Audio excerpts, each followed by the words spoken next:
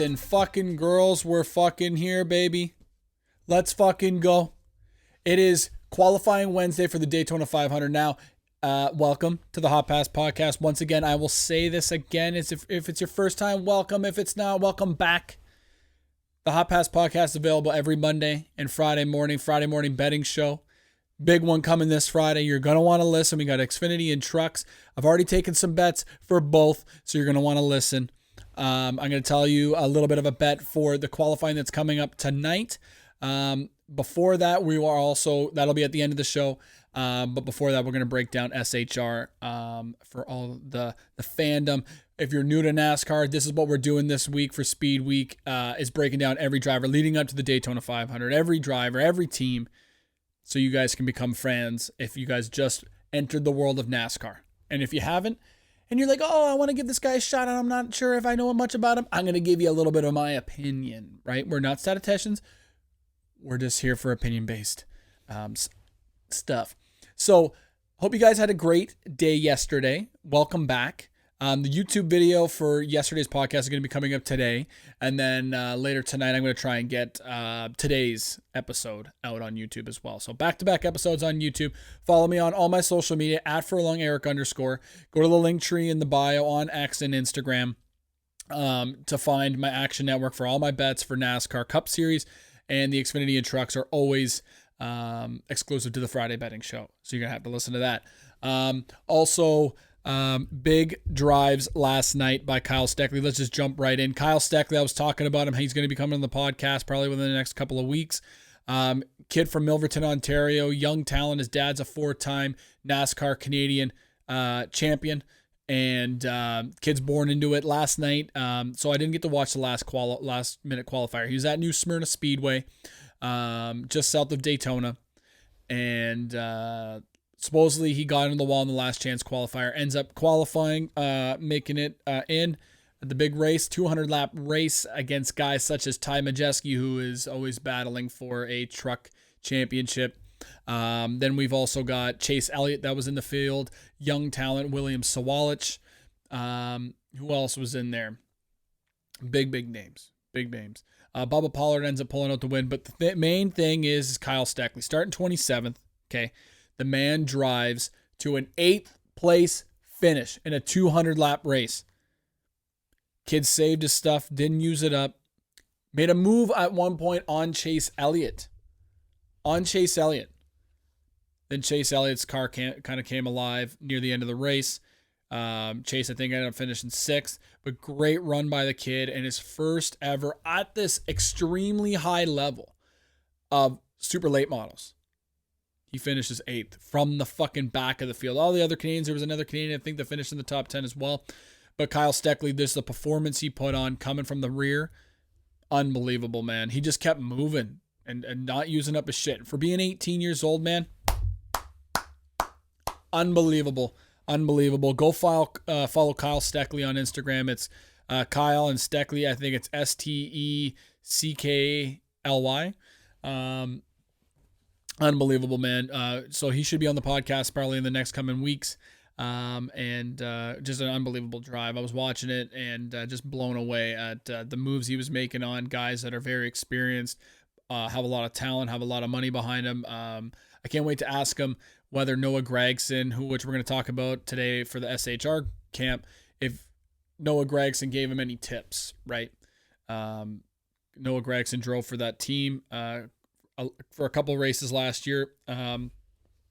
So I'd like to hear his story and everything. So you guys are going to be hearing that in the next coming weeks. So anyways, I hope you guys had a great day. I hope you guys listened to the Joe Gibbs first day of the week. Monday we had the Hendrick Motorsports. Now Joe Gibbs. Now we'll touch on Penske. We already know Penske, right? If you guys don't know Penske, we'll get into Ryan Blaney and Joey Logano soon, and Austin Cindric. Nobody fucking is even talking about Austin because I think his ride is done in Penske. Anyways, we'll get into that probably tomorrow. And then it'll be a quick one. But the one I'm most interested in is to see what happens with SHR this year. And this is why I'm excited to talk about SHR before Penske or Trackhouse or 2311. Because obviously I have my bias for 2311 being a fan of Tyler Reddick and Bubba Wallace, and Trackhouse being a fan of Ross Chastain. So we'll save those for later on in the week. But SHR just has a lot of question marks over their heads, and let's dive right in. So the driver lineup is brand new, man. Kevin Harvick retiring. Eric Almirola going to Joe Gibbs and racing maybe just for a couple races in the Xfinity Series, but retiring from Cup Series. So two brand new faces to that team. Noah Gragson, Josh Berry. We got Ryan Preece. And shockingly, the guy that's in his 20s is the longest standing SHR driver, Chase Briscoe, which we'll get in a minute. I'm going to probably touch on him last, who I think is going to be the favorite of all anybody that's going to perform in the SHR camp. I think it's going to be him. So we'll just touch on Ryan Preece. So Ryan Preece comes from modified races. Actually, last night at New Smyrna Speedway, after the 200 lap race that Kyle Steckley was in, Ryan Preece ends up winning in the modified race. So he comes from a short track background. Very nice guy. If you guys haven't seen the Daytona flip clip, maybe I'll try and put it up in the YouTube somewhere.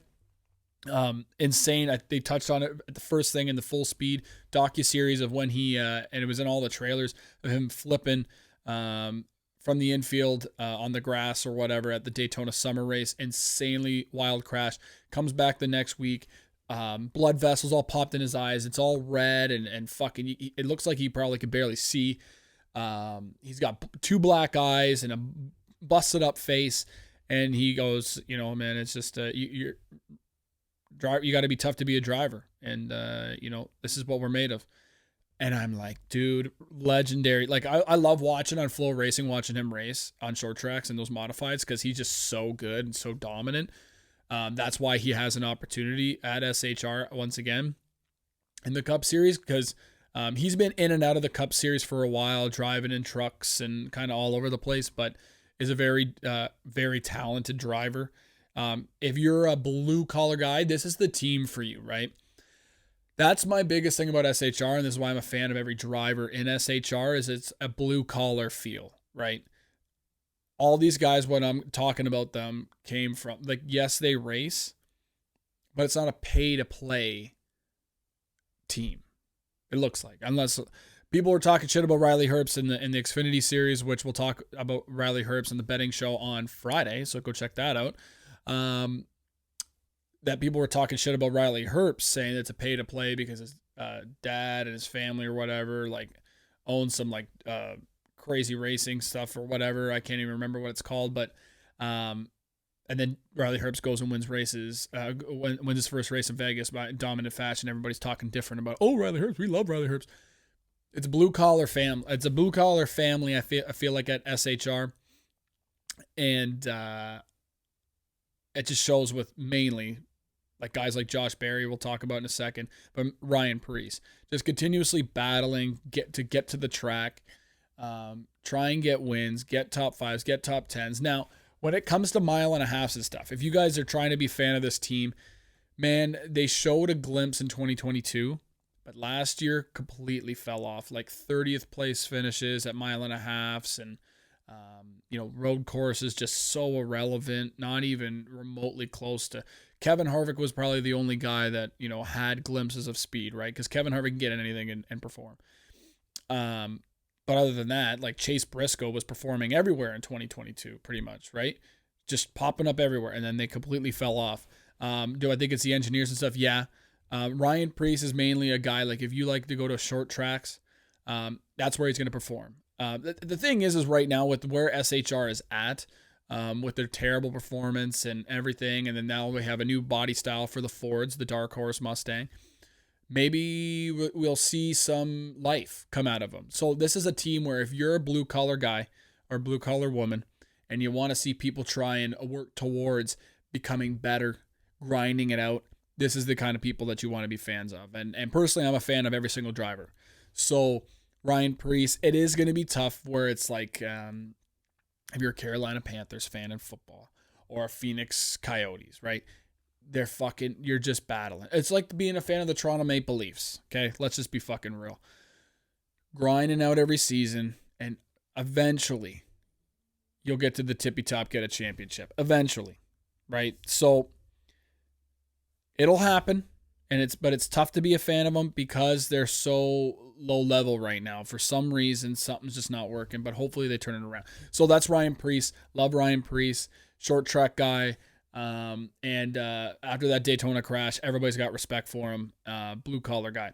So let's dive into Noah Gragson. Now, Noah Gragson, by the sounds of it, has got his Bass Pro Shop sponsorship back. So Noah Gragson, I could pull up stats. You know what? I'll pull up a couple stats here or whatever for Noah Gragson in the Xfinity Series. Because he was very dominant with Junior Motorsports in the 8 car. Was it the 8? Yeah, the 8 for Junior Motorsports. Did he win the championship? I don't think so, but he's very dominant, right? He was very well known, very well loved, still very well loved. Got a shot at Legacy Motor Club for Jimmy Johnson's team or whatever last year. But if you know what happened, well, first off, I just want to say that he didn't really get a fair shot in the Cup Series because Legacy Motor Club all of a sudden announces that they're going from Chevy to Toyota.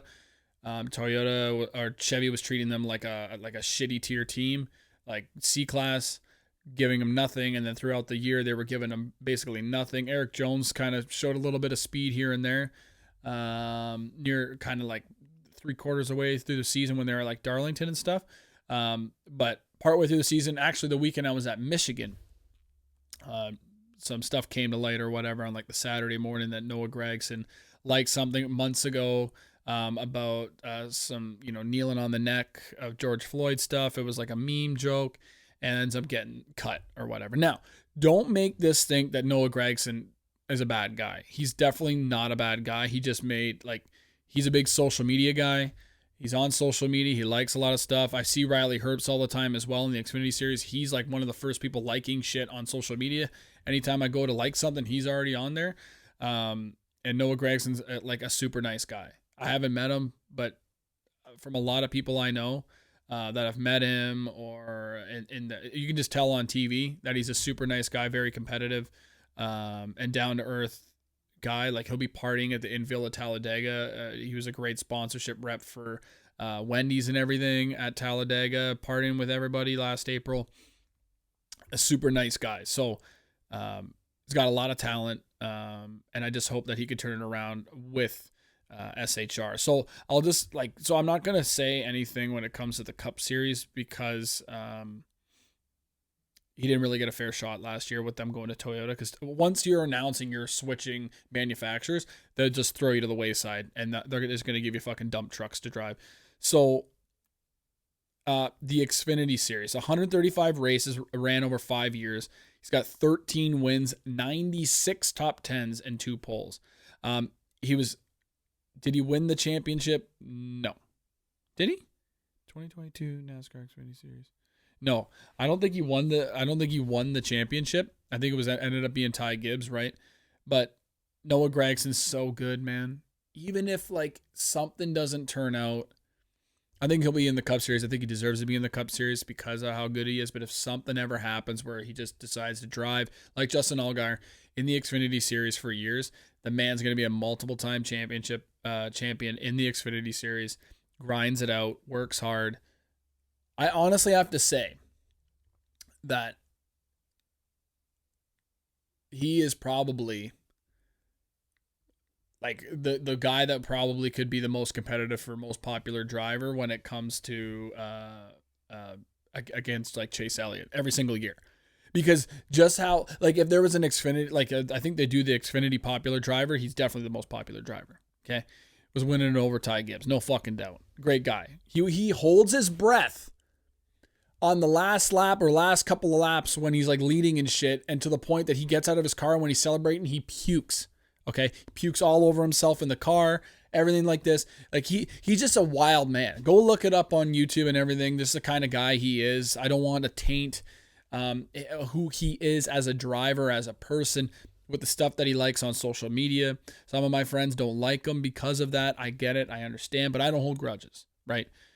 You got to learn from it. And also kind of biased because he also has been giving tips to Kyle Steckley. So Anyways, and he also drives for Tony Stewart, who was my favorite driver growing up as a kid. So kind of bias on those ends, but Noah Gragson, I'm not going to get too much into detail of all the statistics and everything like that, but expect him to be one of those short track guys as well, where SHR just seems like mainly like a short track team. We're going to talk about that. A lot of these guys came up driving on short tracks. Also, he's good at road courses. So if we can figure out, I mean, he's pretty much good everywhere. And we can figure out, or SHR could figure out what they're doing wrong, what they need to work on every track. Noah Gragson can easily be the Pied Piper for SHR and bring that number 10 back to victory lane.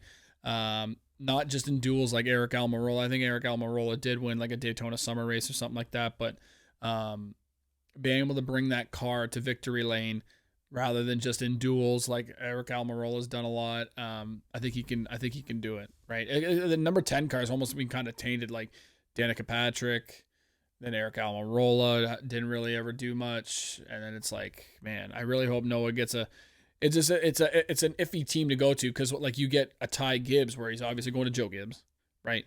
John Hunter Nemechek coming up again from the Xfinity Series, going up to Cup for a second time, and he's going to Toyota, where he's been, good at in the Xfinity Series. We'll see what happens, but like if anybody's got the toughest road, I would say it's probably Noah Gragson, because all the eyes are on him. He's probably going to stay kind of more quiet this year because he just wants to, get through the season, get through all the humps and the bumps, coming back in the Cup Series.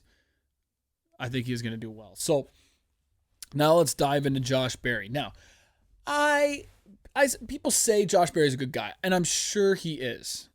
When I met him at, now he may have been frustrated last year, but when I met him at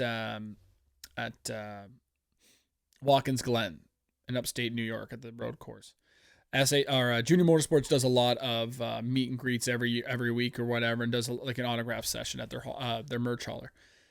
Brandon Jones, Justin Allgaier, Sam Mayer, we're joking around, having a good time, taking photos together, complimenting each other on their fucking outfits and everything, having a good time, just bumping each other. Josh Berry's at the end, just ignoring everybody, kind of giving everybody the cold shoulder.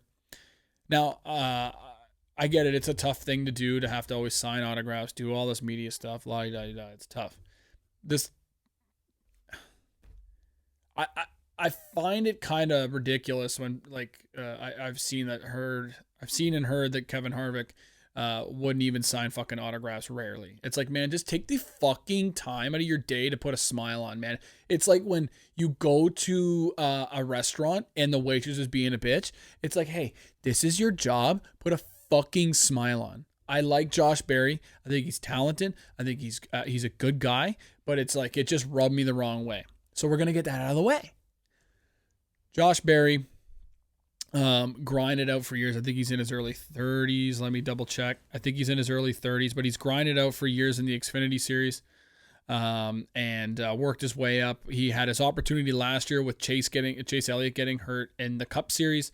And then a couple other things happened, just getting opportunities. I think he finished second. It was at the Spring Richmond race or something like that. Battling with like Kyle Larson and stuff. Would have been crazy if he got the win. But then in the Xfinity Series just completely fell off. It was all hype at the first half or the first quarter and then completely fell off. Didn't even get a win in the Xfinity Series. And this is what kind of makes me nervous. Do I think he's going to do good at Stewart Haas Racing? Maybe. I think it's going to really take some time. He's 33. He's got plenty of time. He's not even in his prime yet. Late 30s is your prime in NASCAR. So I think he's got plenty of time. Once again, SHR being blue collar and grinding out, trying to figure out what's going on with their cars. So it's going to be some time. I don't want what I said about me meeting him at Watkins Glen being the deterrent from you being a fan of his. He's got sponsorships. He seems like a nice guy. I'm looking at his photo right now. I'll try and pop him some photos of him smiling, right? You smile. And I just think he could be, I think he could do well. It's just, I don't have much on him because you kind of rubbed me the wrong way. And that's my bias. Like in the Xfinity Series, he has 5 wins over 95 races and 52 top 10. So he's good, right? It's just a matter of jumping from the Xfinity Series, getting to the Cup, and performing. I think these guys and all of SHR, you could be a fan of them, not just individually, but as a whole, for the whole team. And that's what I do. It's just a fan of all of them, whether it's the people behind the doors, closed doors, doing all the work, the drivers, the crew chiefs. I think that there's a lot to be worked on, but overall, good team to be a fan of. So we'll just jump in as well to Chase Briscoe, the guy that has got the most possibilities of doing something with this team. Because we'll jump over to Chase Briscoe. I think he's a dirt track racer as well. Growing up in Indy. Born 94, so what, he's 30? 29. He's turning 30 in December this year. So he's a couple years older than me. Born in Indiana. He's a dirt track guy and, races in all the midget races and all that shit. I love it. Grinds it out. Xfinity Series, 86 races, 11 wins, 54 top 10s over 5 years. Craftsman Truck Series, 29 races over 5 years, 2 wins, 18 top 10s, and 5 poles. Unbelievable stuff. ARCA Menard Series, 23 races over 3 years, 6 wins, 20 top 10s, and 6 poles. Unbelievable. The Cup Series, he does have a win. So out of all those guys that we were talking about, this is the only guy on the SHR team that's got a win. His hairline is terrible. Go bald, please. I don't know what it is with NASCAR drivers. There's not one bald NASCAR driver. Do we only hire drivers that are full head of hair? Because I can tell you right now, there's a lot of them that should just shave it off, dude. Chase Briscoe's one of them. Chase Briscoe's got a lot of talent. When it comes to short tracks, bet him top 5, bet him top 10. Even bet him to win. Right now, I'd bet him top 5 and top 10 anytime we go to a short track. Maybe not to win, but top 5s and top 10s are an absolute bet that it's not 100% guaranteed, but it's about 80% that he'll be running in the top 10. If a late caution comes out, something might happen, but he's the guy that is going to get the most performance. He grew up being a fan of Tony Stewart. He's now driving for Tony Stewart. He's so proud, and he's proud to be the longest standing tenured driver at Stewart Haas Racing. He's talked about it many times. He's great with fans. He seems like the nicest guy. He's a young father as well. He got the pole at the Daytona Summer Race. Where was his first win? At Phoenix. Unbelievable. Short track. He's got 1 win, 21 top 10s, and 2 poles. Now, I can tell you right now, those top 10s are probably majority at short tracks because he's so dominant at short tracks. He could turn that wheel around. And I think that guy, Chase Briscoe, is probably the guy that's going to lead the pack of helping guys out. But I think a lot of these guys, like, I'm really excited to see the short track package at SHR because they have all these guys that have been racing on short tracks their entire fucking life. Josh Berry, Noah Gragson being younger, but Josh Berry being around in that short track world for so fucking long. Driving for Dale Jr. in some super late model races between Xfinity races and stuff in the off season. It's going to be very, very exciting. So look for Chase Briscoe to be the leader of this team. Yes, he is young. Yes, he's 29, but I think he can really, reel it in and bring it home to victory lane this year. Would I bet on it? No. Like, I'm not going to, like, total race wins, I'm not going to be betting on no Chase Briscoe over, okay? I'd rather be there putting money on him on extensive odds, crazy long odds, at him on short tracks, 25 to 1, 30 to 1, and watch him drive into victory lane. That's where we're going to make it. I just want to say for SHR here, SHR, once again, to finish off this episode, blue collar. That's all we have to say. 2 words, blue collar. If you're a blue collar person, be a fan of them. Will they win championships? Give it a couple of years. It's going to take a while. Once they figure out the horsepower with these cars and NASCAR figuring out what they're going to do with this car, then we're going to make a Gen 7B car. I think something's going to come out of it. If Brad Keselowski can go to RFK, which we're probably going to maybe talk about tomorrow, If you can go to RFK and take a team that hasn't won in years, coming from the dumps and rising it up, and Chris Buescher winning back-to-back races this past year, Brad Keselowski running inside the top 10 at tracks where they thought he wasn't going to run well. There's a lot of these now. Nobody, like, they're not all as good as Brad Keselowski. He's got a lot of talent. When he was driving at Penske, he had a lot of talent, or has a lot of talent. These guys obviously not as good, but them all together, 4 drivers working together to be able to figure this all out, having good engineers, having Tony Stewart there, I think they can do it. And I hope you guys become fans of them just like I am. We're going to buy a lot of merch there this year at their haulers, and hopefully get some photos and talk to them. Maybe in the future get these blue collar boys on the Hot Pass podcast. To round out the podcast today, how long we've been going, baby? To round out, we're going half an hour almost. To round out the podcast, I just want you guys to let you know that if you go to my Action Network, go to @FurlongEric_ on my Instagram, on my X, go to the Action Network, you're going to see that I took one outright or for the qualifying tonight at, I think it's at 8 o'clock at Daytona. Now, the race looks like it might be delayed till Monday because there's so much fucking rain. Welcome to Daytona. But Chase Elliott plus 750. Where did I take it? Caesar Sportsbook. Bet Rivers was opened up at plus 750, went down to plus 700. The only other bet that I'm thinking about taking is Alex Bowman plus 450, or maybe Chase Briscoe at 20-1 for the pole. Alex Bowman has the most poles front row starts at the Daytona 500 in the history. Alex Bowman, out of all people, Alex Bowman. Hendrick at 8 of the last 10 Daytona 500s. They've had 2 cars in the front row, or at least got the pole. Now they have a new splitter, a new bumper. Will that affect them? Yeah, a little bit, but I think they could still be up front. They figure it out. This is the only track that gives you a trophy for getting the pole. Other than that, everything else is just a photo with the Bull Push Award or whatever. But they give you a trophy for this one. You want that. You want to start up front. And then you guys don't really have to battle it out really in the duels, right? You're already set at the front row. You're good. Those are only 2 guaranteed spots. So Chase Elliott plus 750 for the pole.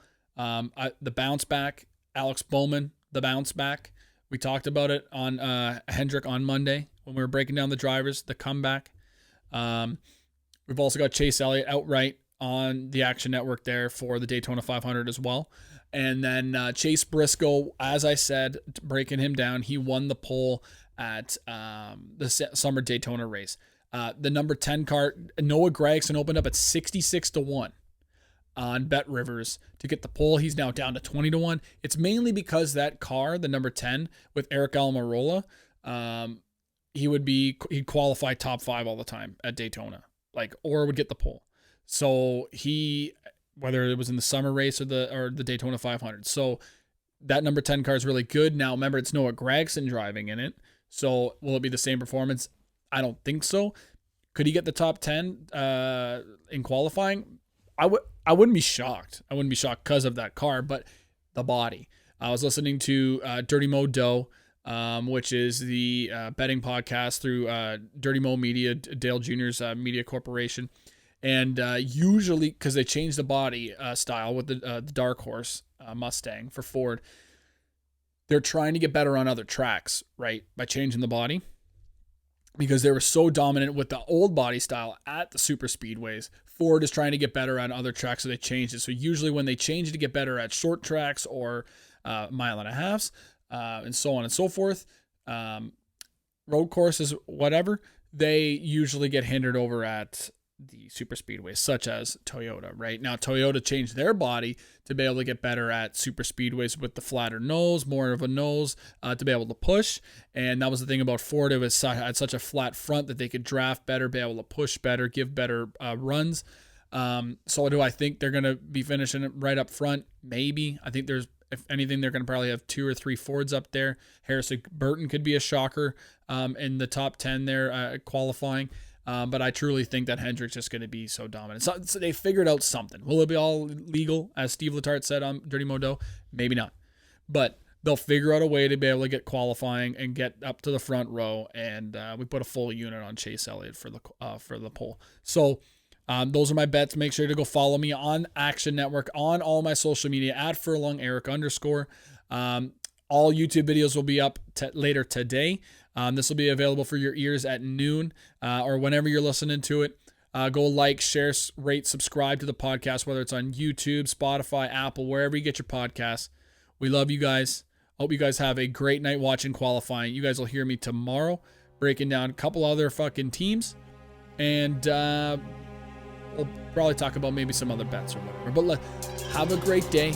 We'll talk to you guys tomorrow at noon. We'll talk to you later. See ya.